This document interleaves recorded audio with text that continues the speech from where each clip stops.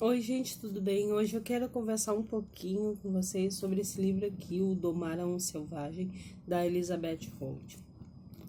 Eu li a versão dele em espanhol.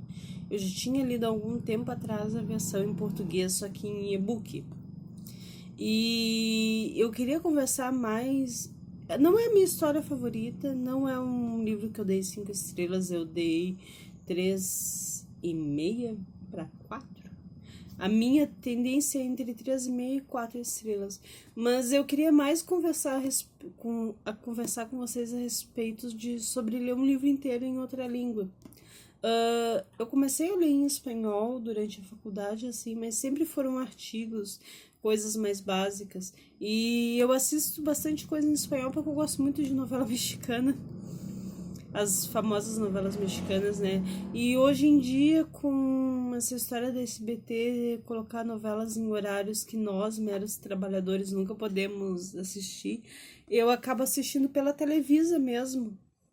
E acabo assistindo em espanhol, assim. Então eu me considero uma pessoa bem, não digo fluente, mas uma pessoa com bastante conhecimento a respeito da língua. E ter a oportunidade de ler em espanhol, assim, me fez pensar muitas coisas que eu gostaria de conversar aqui um pouco com vocês, de como às vezes a gente deixa de fazer determinadas coisas com medo. Eu tenho esse livro aqui desde 2014.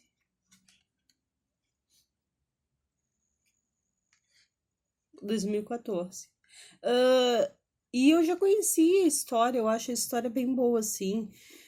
Fazendo um pequeno resumo da história para vocês entenderem mais aonde eu quero chegar. É a história de alguém que vai para América e aí ele é um naturalista, ele é capturado pelos índios e ele volta para Inglaterra deformado.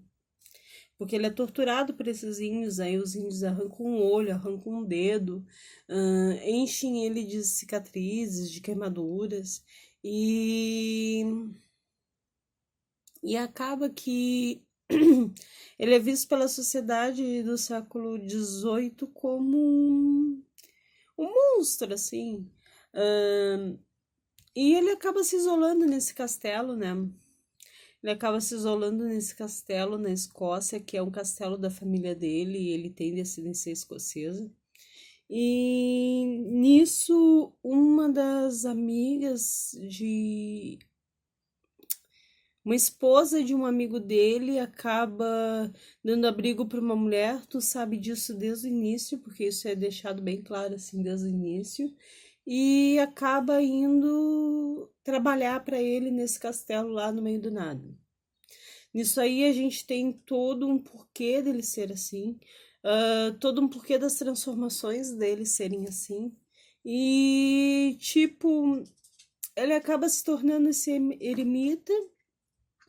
Só que aqui tem uma grande virada que ela leva 2 filhos, e esses filhos fazem com que ele cresça, ele saia daquilo ali como pessoa, ele passe a querer ser uma pessoa melhor por conta dessas crianças. Aqui as crianças acabam ganhando um alento a mais na história. É aquele romanção básico de sempre, de um mocinho extremamente complexo, extremamente complicado de se entender, que aí ele vai evoluindo e vai crescendo ao longo da narrativa. Eles vão se metendo em problemas, em coisas assim.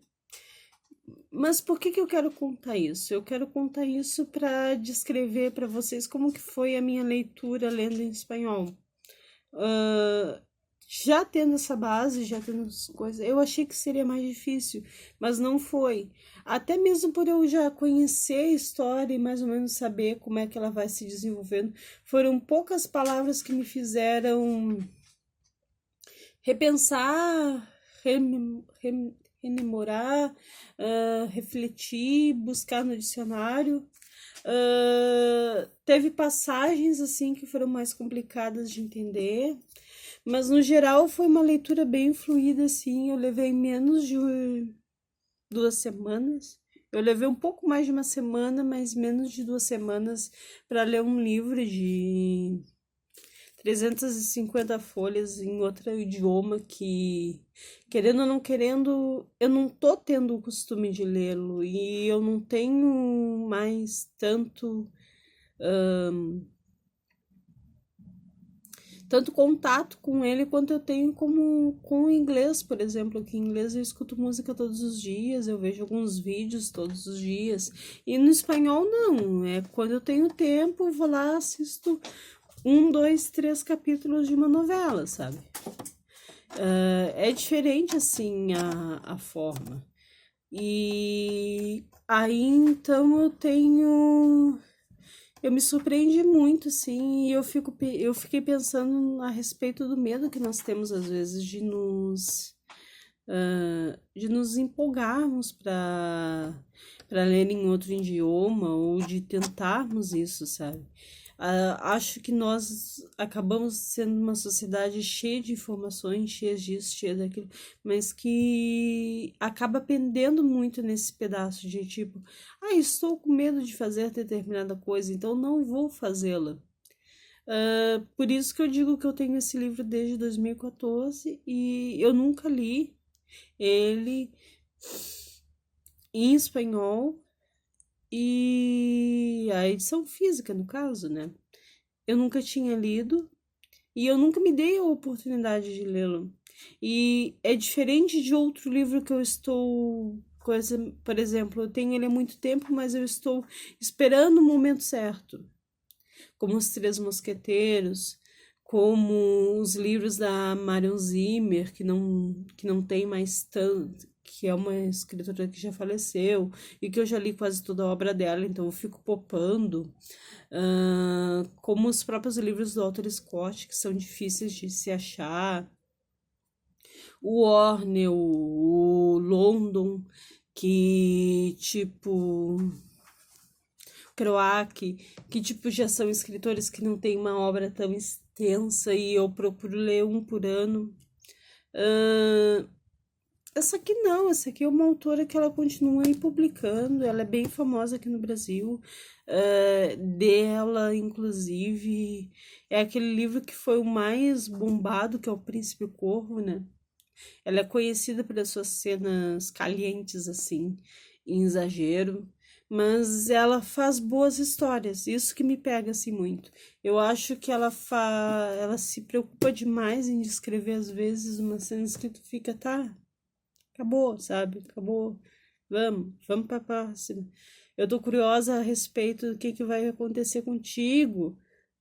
E ela tá ali descrevendo o beijo com 50 mil palavras, 50 mil sensações, 50 mil borboletas. E.